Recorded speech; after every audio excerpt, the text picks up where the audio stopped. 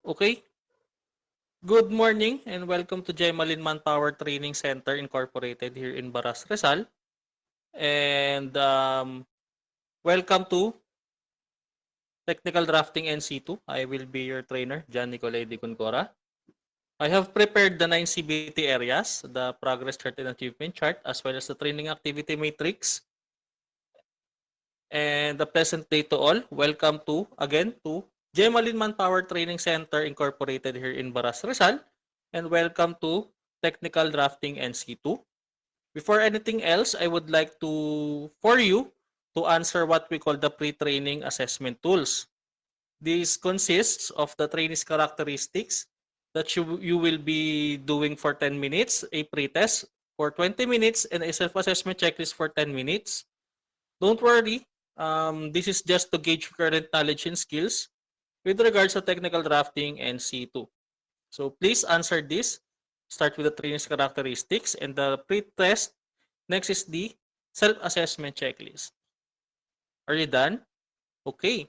So with that, I will continue on welcoming you as well as the orientation for technical drafting and C2. So firstly, Gemalin Manpower Training Center Incorporated is located in Baras, Rizal. It is a TESDA accredited training and assessment center that offers courses such as domestic work NC2, electronic products and assembly servicing NC2, and technical drafting NC2. Our mission is to provide high quality training to enable our trainees. Wait. Ayan. To enable our trainees to be globally competitive and easily land a job. While our vision is to have an affiliation with recruitment agencies that will help us in facilitating the deployment of our graduates. So here at Gemalin Manpower Training Center, our technical drafting NC2 workshop layout consists of 9 CBT areas. We are here right now on our computer laboratory. Opposite of the computer laboratory is the restrooms for both male and female, as well as the support service area. On our left is the institutional assessment area, which the institutional assessment will be conducted, and as well as the practical work area, which will be the demonstration or the skill part of our learning will be will be there.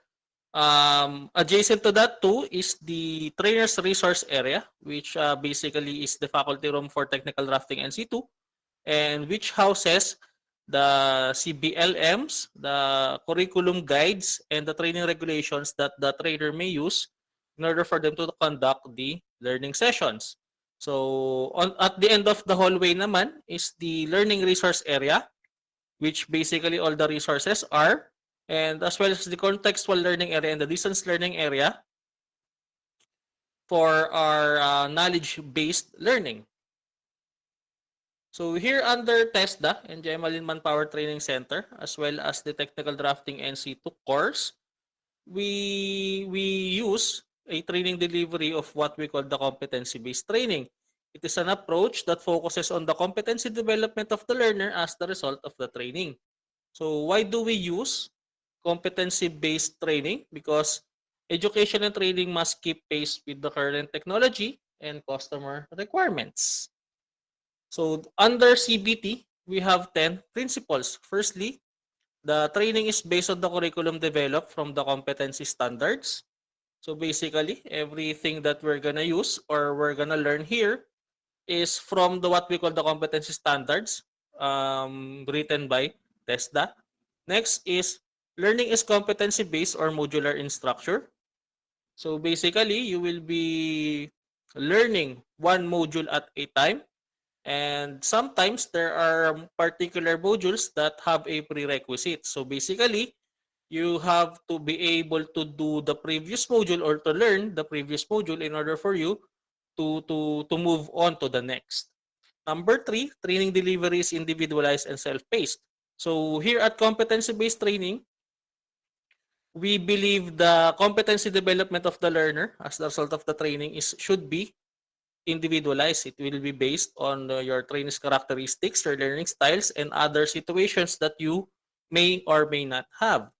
Number 4, training is based on work that must be performed, meaning to say, that the training that you will be undergoing sa ating technical drafting NC2 should be at an industry standard. So what basically is available on the industry must be what is being taught dito sa ating training center. Number 5, training materials are directly related to the competency standards in the curriculum. So basically, all the required training materials as well as the training requirements that is based on the competency standards and the competency-based curriculum should be given to you. So we will cover all of the competency standards that you will be needing in order for you to become competent on technical drafting NC2. Number 6, assessment of learners is based in the collection of evidences of work performance based on industry or organizational required standards. So you will be assessed according to your personal development with regards to the training, the technical drafting NC2. So you will be assessed based on your current work performance as well as your current development and competence with regards to the training. Number 7, training is based on and of the job components. So basically, it will be better to have for you to have an industry immersion of what technical drafting NC2 really is about.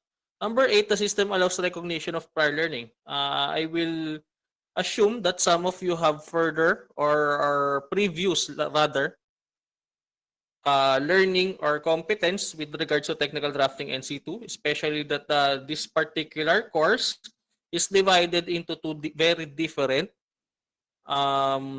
aspects or styles or progress on how to produce technical drafting drawings, which is on how to do it manually and how to do it using computer-aided design. Number 9, the system allows for learner to enter and exit programs at different times and levels and to receive an award for competencies attained at any point. So this is with in correlation with the principle number 3 that the training is individualized and self-paced. Meaning to say, you will be receiving an award for competencies that you are deemed competent enough, as well as there is a flexibility in our training. You don't really need to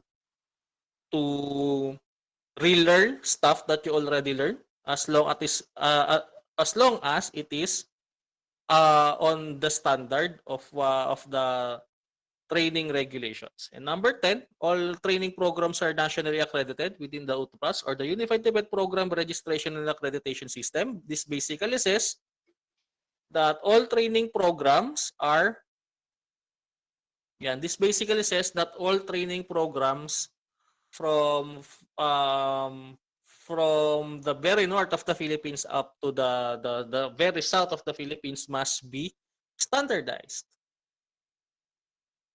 So we also have what we call the CBT process flow, which we will be discussing on how the process of CBT or competency based training will be delivered.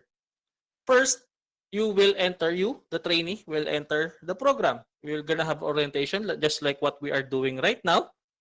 Later, I will discuss my role as the trainer and your role as the trainee. And we will identify your training needs according to the results of what we call the pre-training assessment tools that you did earlier. And based on that identification of your training needs, we will organize the learning activities. Next, you, the trainee, will select a competency. We're going to have administer a learning agreement. I will introduce the competency-based learning materials which we will be using to learn the competencies that is required in order for you to become competent on technical drafting NC2. And I will also discuss the use of the achievement chart and the progress chart. Now, after that, you will be receiving what we call the CBLM or the competency-based learning materials. It consists of learning packages, multimedia materials, manuals, observations, practicing of the skills in the workshop, and as well as receiving assistance and feedback. Now, if you feel confident enough to be able to do the task involved with the CBLM, you, the trainee, will attempt the task. And I, as the trainer, will observe your performance, and we will both rate your performance. If you are deemed if you satisfactorily perform the competency, you will undergo what we call the institutional assessment, undergo the national assessment, and exit the program. So you will be basically doing the institutional assessment for all competencies. And if you are competent na sa on all the competencies needed for the training of technical drafting NC2, you may undergo what we call the national assessment and exit the program. Now, in the event that you did not meet the standards and you did not satisfactorily perform the competency, you may always go back to the CBLM until such time that you are competent enough for that particular skill.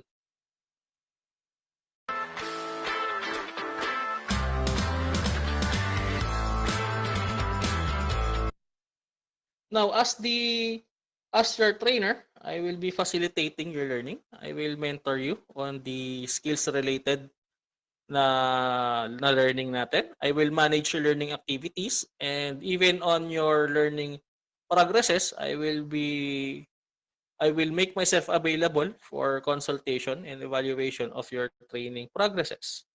Now, as the trainer naman, you may select what you want to learn and when you want to learn it, however you want to learn it, as long as it is within reasonable time period. You will learn at your own rate within program guidelines. You may receive credit for what you already know through the use of the recognition of prior learning. You may choose how you want to learn, and you are also responsible on what and when to learn. Now, I will introduce what we call the competency-based learning materials package. So CBLMs is simply a well-designed and carefully developed learning materials that give trainees detailed instructions to guide them throughout the learning process. It may consist of media that contain information related to work requirement,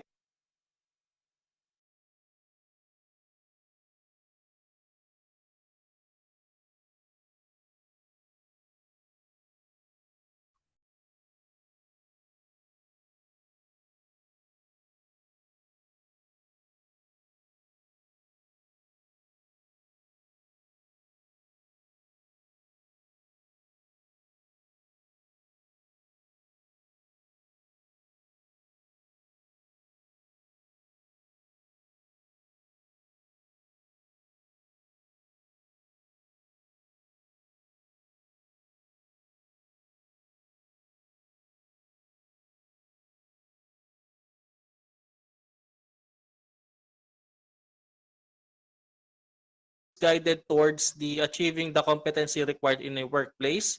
It may be tools that facilitate the individual learning process or instruments that measure the competency required in the workplace. It can be learning guides, assessment materials, workbooks with activities, tasks, and content, background reading materials or documents, handouts, and other audiovisual materials, as well as industry competency standards. Here at Technical Drafting NC2, we'll be using 6 different types of learning materials which consist of information sheets. Basically, here it is handouts of what the information that you may have to learn in order for you to progress on our training. Now, how after you read the information sheet, you will read after what we call the self-check. So you will check yourself if you really did acquire or learn the information written in the information sheet. You will assess your learning based on that information. You will be doing tasks too. So we use 3 different sheets for tasks. So first is the operation sheets, which basically is instructions for you to operate a certain equipment or machine. Na task sheet naman, on the other hand, is a sheet that has instructions for you to be able to do or demonstrate a particular task. And the job sheet naman on the other hand is an instructional sheet pa rin in order for you to do a particular output-based job or multiple tasks. And those different types of task sheets or instructional sheets, there is a performance criteria checklist that we will be using in order for you to gauge yourself as well as me as your trainer. I will rate your performance based on that tasks. So under competency-based training, we have an adjectival evaluation system, which is competent and not yet competent. You will be assessed based on your competence to do a particular skill or a task. So it is adjectival in nature and not numerical. You will be assessed according to your attitude, skills, and knowledge. And for the second evaluation system naman, which is to be not yet competent, we emphasize on the word yet. So you will be given a reasonable amount of time to be able to be competent in a particular skill. So I will now introduce you to the qualification of technical drafting NC2. Under technical drafting NC2, we have a total of 10 competencies. Sorry, 14 competencies. So for basic, we have 4. Participate in workplace communication, working in a team environment, practicing career professionalism, practice occupational health and safety. Common competencies naman, we have to perform mensuration and calculation, interpret technical drawings and plans, apply quality standards, perform computer operations, and for the core competencies, we have drafting, architectural layouts and details, as well as preparing computer-aided drawings.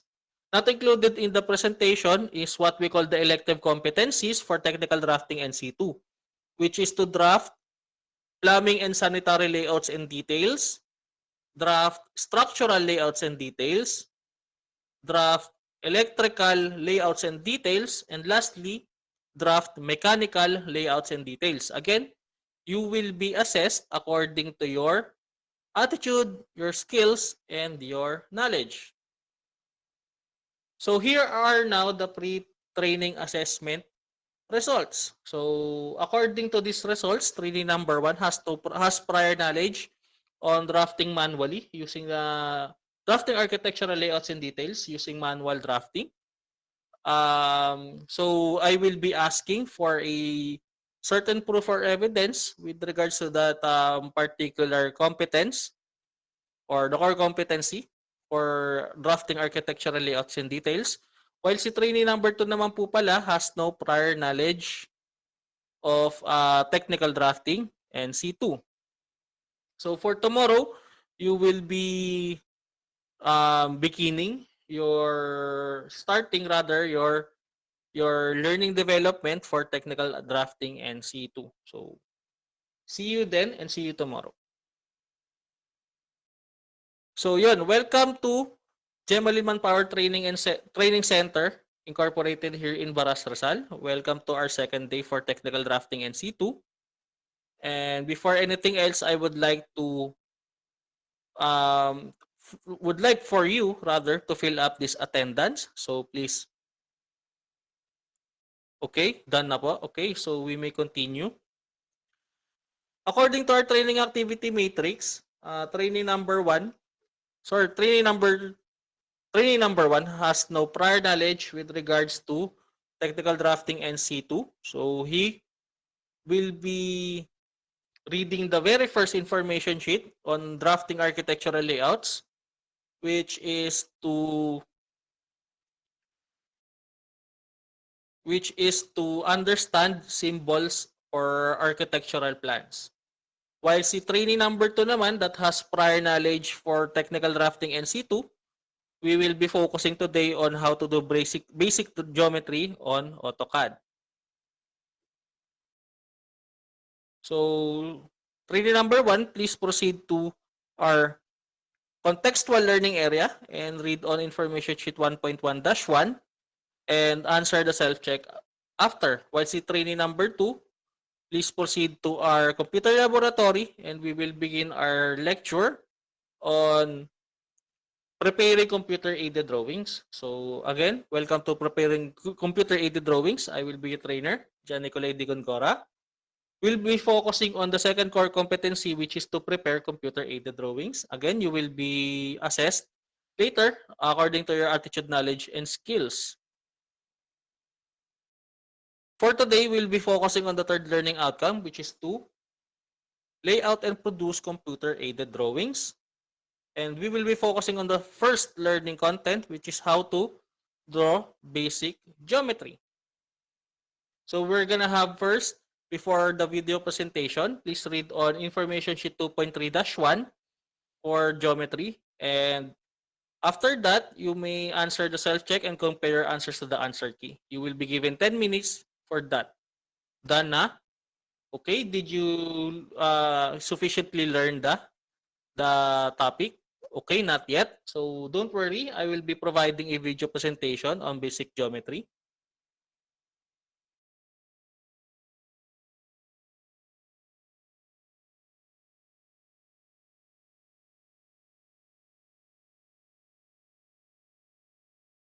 Hi guys, this is the second part of the to start drawing. If you level data. Okay, done na? Okay, so we will be continuing on the presentation on drawing basic geometry. So we will proceed on the lecture. Ayan. So first daw, let's draw a line. So remember that AutoCAD recognizes an object by its coordinates. So there are 3 types of coordinates or certain points in a 3-dimensional setting. So it will be rather the x-axis, the y-axis, and the z-axis. You will be given 2 points po muna on a 2D setting for you to be able to draw a line. So basically, a line is a distance between 2 points. So to start a random point on your WCS for your first point, but you should specify the coordinates of your second point. So you will type the command line on your command window, or you may click on the line icon on the draw toolbar, or you will select line on the draw menu. Excuse me. Next is to specify the first point and to specify the second point. If you want to do a orthographic line, which is basically restricted into horizontal and vertical, you have to hit F8 daw, function 8, to have the orthographic mode on. You can give the command, specify the first point, and you will specify the distance between the 2 points. So in relation to the first point daw. So if you want to do it 7 units, you have to type 7. If we know the coordinates of the line we want to draw, we can simply type into the command line. So however, this mostly is not the case. So you will type the line command and specify the coordinates. So 4811 and 51123, for example. So maliban sa line, we have different shapes or objects or other things pa na we want to use in order for us to be representing more dun sa drawing, because that's the very point of AutoCAD. Computer-aided design and drafting is basically a representation of the actual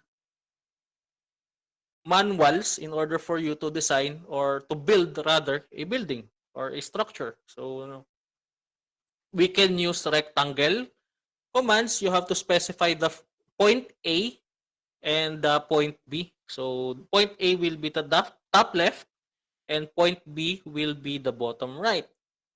Next is the circle. So for the circle daw, you have to first identify the center of the circle or arc. And next is the radius of the circle or arc in relation to this center point. For the polygon naman, you're gonna have to specify the number of edges first. Next is you're gonna have to identify the radius in relation to the center. And lastly, you will identify if it is inscribed or circumscribed in a circle. So polyline naman po is basically multiple lines that is treated as a one line. So you actually group them. So you will type P line in order for you to draw polylines. You may also draw a closed shape, and you may also curve it, yung polyline, in order for you to have a more fluid designs. So this will be more helpful sa ating mga fluid designs like for trees, ponds, pools, etc. Hatching naman is basically filling up a certain enclosed space. So you may select what are the types of hatches that an enclosed space or an object should have. So there are particular types of hatches for particular materials. Like for example, yung square po na ito, yung honeycomb po ang kanyang hatch that basically represents what we call insulation. Yung in between walls, yan po yung representation ng insulation. So para hindi magkaroon ng heat sa loob ng kwarto, we provide insulation po kasi. May it be sa pader, may it be sa bubong, and even floors, we have insulated floors minsan. So maliban po sa heat transfer, we also insulate our rooms for soundproofing. On the right side naman, yung medyo naka-curve na object, that is actually a hatch for concrete. So ibig sabihin, pagka naka-fill up yung certain na object ng ganyan, so that always represents that it is made of concrete. So after that, so tapos na po ang ating lecture. And next, I will be demonstrating on how to do basic geometry using AutoCAD.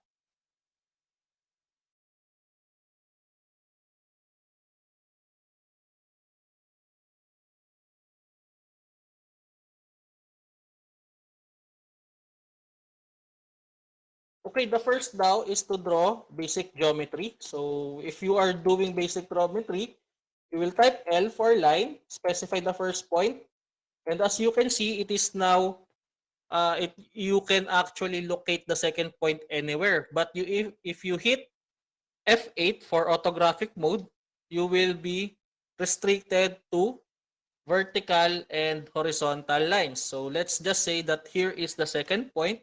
So you basically draw a line.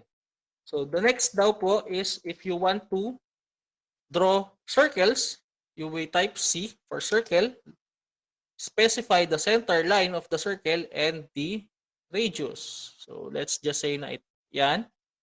So for rectangles naman daw, you should be able to identify the top left first corner point and the bottom right corner point of the shape. So you can also use polyline daw using PL. So you can draw multiple lines that has only one representation or selection. So isa lang po ang kanyang selection. While if you do the line lang, for example, ayan. So it is separate. You may also join the lines in order for them to become polylines, and you may also explode, type X to explode the selection of those lines. Next is using spline naman, type SPL and specify the points. So yan po.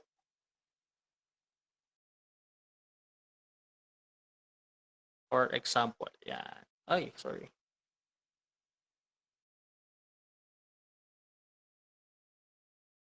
Yan. Oh, sorry. Yan. So it is a polyline that is curved. So what else daw? Type H for hatches. So these are solid hatch. These are for tiles. Litan lang natin para makita. Yan. Yan. So for example, those are tiles. Pwede ring lines. These are for roof, bubong. Ganyan ang itsura ng top view ng bubong. Bricks. Oh, sorry. Bricks. Ayan. Other types pa. Tiles. Concrete. Bricks uli. And etc. So those are basic geometry using AutoCAD. Are you ready for the demonstration? Okay. If you are ready, you may proceed to the practical work area and do the demonstration. So first, you have to draw a line down. Okay, good. Draw a circle. Okay. Draw a rectangle. Hatch. Okay, good. According to your demonstration, you satisfactorily performed the task. There is a certain minimal discrepancy on the dimension requirement of those shapes, but nonetheless, you performed it well, and I can now consider you to undergo the institutional assessment for tomorrow. So congratulations, and be ready for an institutional assessment for tomorrow. Okay, welcome for another day in our training. Welcome to Gemalin Manpower Training Center. And as scheduled for today, training number 1 will be focusing on Information Sheet 2.3-1 and Information Sheet 2.3-2, which is to draw basic geometry for preparing computer-aided drawings. And si other training naman po are scheduled for an institutional assessment for computer-aided drawings. So, training number 2, are you ready for the institutional assessment? Okay. Our institutional assessment for today will be 3 hours for the demonstration. With oral questioning, you will be given a specific instructions to the candidate in order for you to perform the said task, and you will be given 1 hour for the written exam. First, we're gonna have to do the written exam. Here is the post-test. Please answer it for 1 hour. Are you done? Okay. So next is here is the specific instructions to the candidate. You will be demonstrating on how to do basic geometry, and you will be given 3 hours in order for you to do that. So please start. Done. Okay. So according to the results of your institutional assessment, firstly, sa ating written exam, you actually answered 85% of the questions right. So that is actually a passing grade. And for the demonstration naman, you performed well naman on using the AutoCAD in order for you to be able to prepare drawings for architectural layouts and details. But there is a slight discrepancy on the dimensions. And before that, I will gonna have to ask questions po muna regarding the institutional assessment. So what is the the standard height of a door? Okay. How about a window? Okay. So, yun, no? As I've mentioned earlier, your demonstration is you did it satisfactorily. There is a certain discrepancy between the dimensions lang, but it is on a minimal discrepancy. So basically, it is a 1/8 of an inch, which will not be matter as well as it should have. And for your for your oral questioning, you did it well. You answered it correctly naman po. And based on that evidences, I consider you now competent for preparing computer-aided drawings.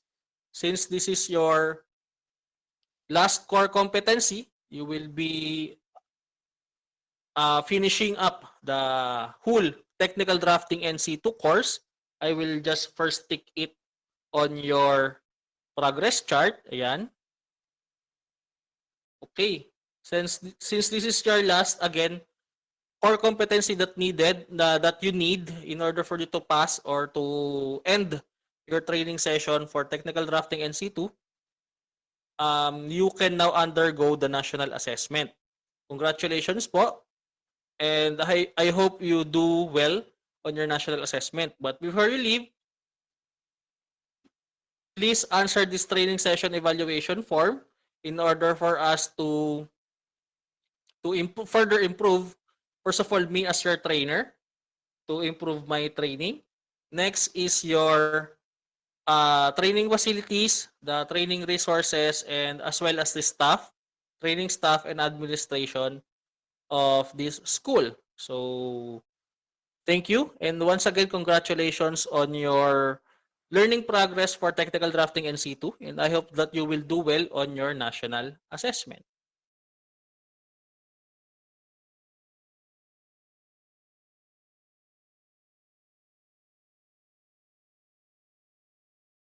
Please wait while I prepare po yung ating scheduling. Wait lang.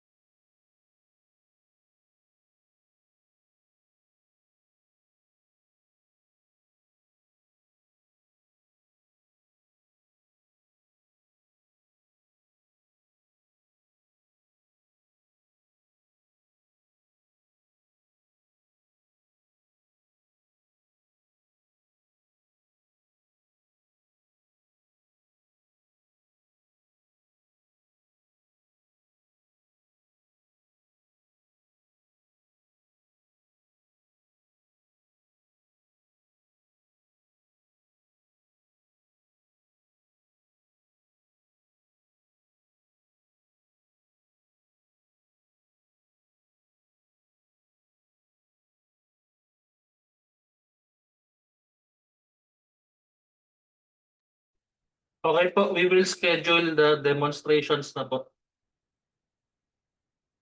Sino po gustong mauna magpa-schedule?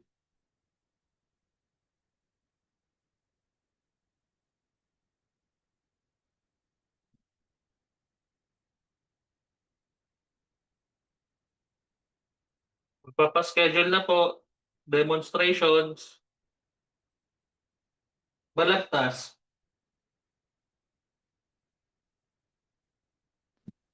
Sir, sa ano na lang po ako, Friday. This October coming... 3. Sige po. Wait Ay, lang ha. sorry sir, October 10 pala. Hindi po, magkaiba po ito. Okay po. October 3 na lang po. Ano to, sir?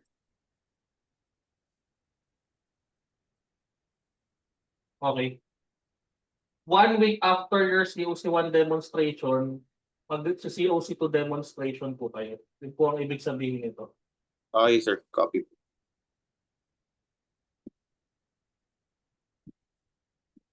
This is ano lang po, practice lang guys. Pwede naman po umulit kapag may need pa po tayong improve. Ang mahalaga makapag-demonstrate po kayo. Hindi ko po kayo may endorse for national assessment nang hindi po kayo nagpapaschedule. Sir, ako po October 4. Wait lang po. Wait lang po.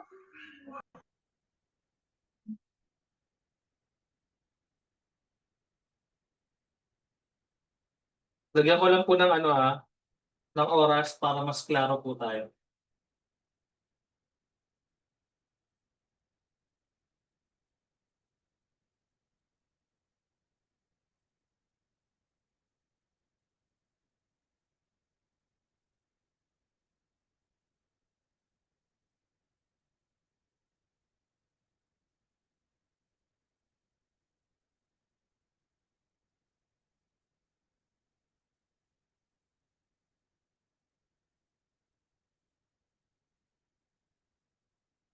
Okay, balik tayo kay Mr. Balagtas. Anong oras po tayo? Sige sir, yung ano na po, 9:15 na po. Okay, salamat. Ganun po tayo ha. October 3 and October 10, COC1, then COC2. Okay sir, copy po. Okay, salamat. Sino po yung next na nagsabi? Ako po, sir, ako October 4, Anong name po? 10:45. Sorry, hindi ko po kita Imperial ngayon. Imperial, October 4. 4 at 10:45 a.m. Salamat. Thank you. Question ni Pagalan. Ako po, sir, October 6 po. Anong oras po? 10:15 po. Guys, pwedeng recorded ha. Ay, Anong surname, ma'am? Deliege po, sorry po. Okay. Sorry, Monday? Monday, 10:15. Okay, salamat po. Pwede pong recorded ito. Tapos isi-send lang sa inyo, sir. Yes po, ako na lang po Ay, thank you. Salamat po.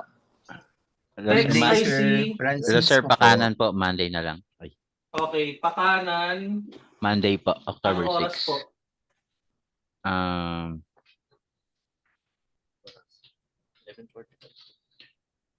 Sige, 11:45 na lang po. Sorry, sino Francisco po po, yung sir. next? Francisco? Francis, October 14 po, 9:45. Hindi po. 7, PM ito po. lang po pagpipilian po. Ito po, ang pagpipilian. Sir Betes po. Wait lang po. Francisco, ito lang po ang pagpipilian. Yung mga nasa taas po. October, 3 to ano 8 po, po. 7 po, Anong oras po? 9:45 po. Okay, salamat. Ganito kasi yan, guys. After your COC1 demonstration this coming week, 1 week after that, you will do your COC2. Exactly 1 week after. Kaya po, ginanto ko siya. Naintindihan po? Okay po, sir. October 8 Okay po, sir. Betes. Pentes, October, 8 po. anong oras? 10:45 po, sir. Okay, wala muna magsasalita. Tatawagin ko po ang mag-unmute ng mic. Okay? Okay po, sir. Salamat po. Patrolya. Patrolya, Allen. Anong oras po sa Saturday? Ano Sir, oras po sa Saturday? 10:50 na lang po, sir. 10:15. Salamat po. Yes po. Thank you. Sige. De Leon Darwin. Yes, sir. Good morning. Sa October 4 na lang po, 11:15. Thank you po. Kura. October 8 po, 11:45 po. Okay, Thank you po. salamat. So, address natin yung mga nasa chat. Pa-confirm ha, Bravo, Monday, 11:15. Apo, sir. Yes po. Thank you. Claver, October 8, 9:15. Yes po, sir. Okay, salamat. Claver. Thank you po. Anybody else? Ako po, sir. Handok po. Handok, October 7 po, sir. October 7, 10:15 a.m. po. 9:15. Okay, salamat. Sir, ako po, Garcia. Garcia, October 6 po, anong oras po? 10:45 po. Salamat. Salamat po. Sino pa po? October 8. Okay, Braganza, October 8, 11:15. Next po.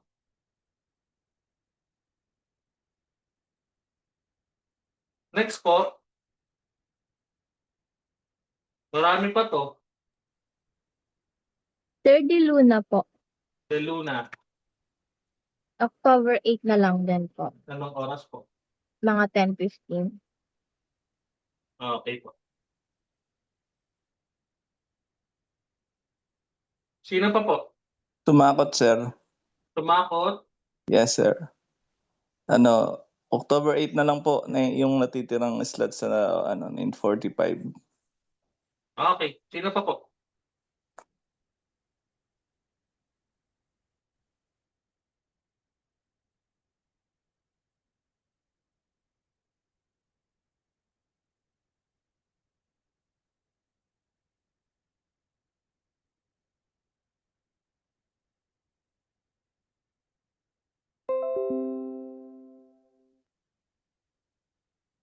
Asan yung iba?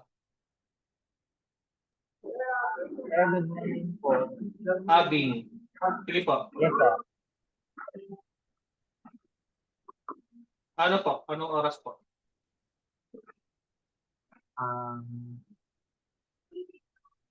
Pwedeng Saturday, sir. Ay, di Saturday na po ba yan, sir? Yes po. Well, pwedeng ano na lang, sir. May available pa po ba sa Wednesday? Wala na po.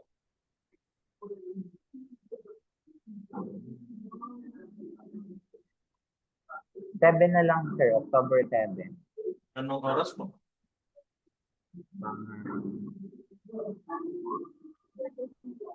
Anong oras po? 11:45 na lang po, sir. Salamat. Thank you po. Akunin, Amaranto, Cruz A, Dalit, De Paz, Gallego, Moya, Galinola. Anong oras po?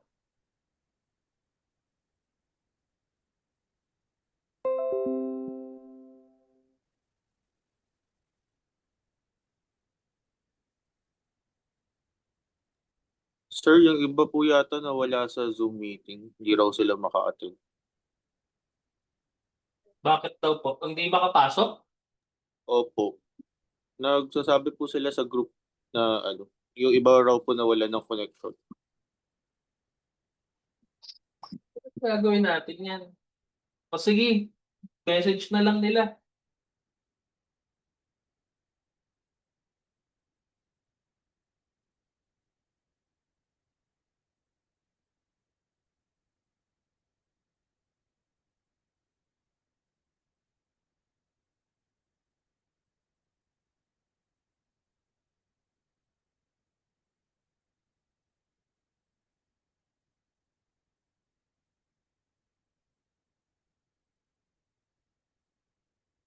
Sige.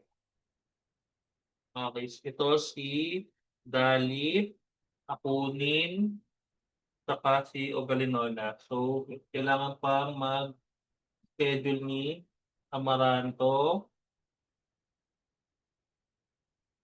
Cruz, Aymar,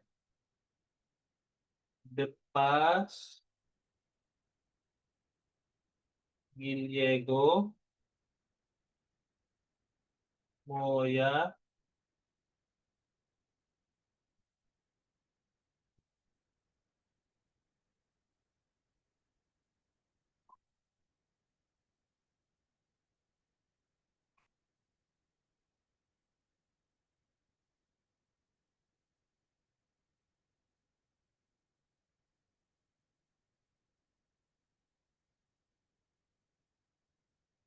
wala ba si Moya dito?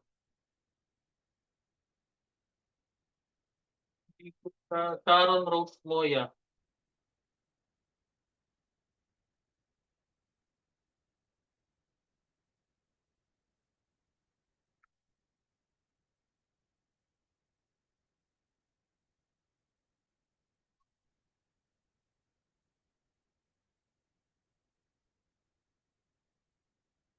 Moya, nandito po sa group chat, sa Zoom. Guys, kailangan nyo po mag-demonstration. Pag di po kayo nakapag-demonstration, di po kayo may endorse for national assessment.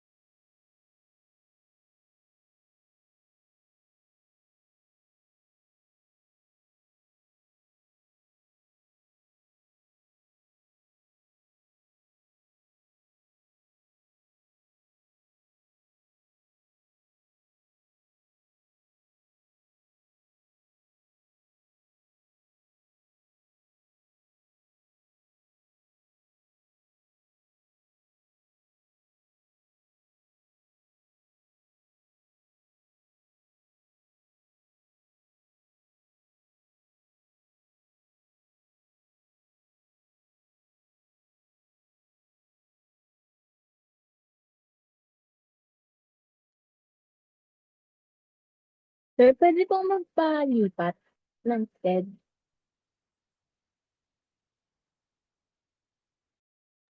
Yes po.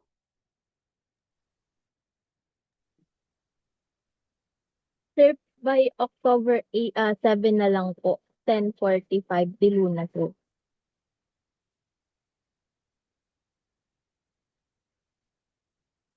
Thank you po.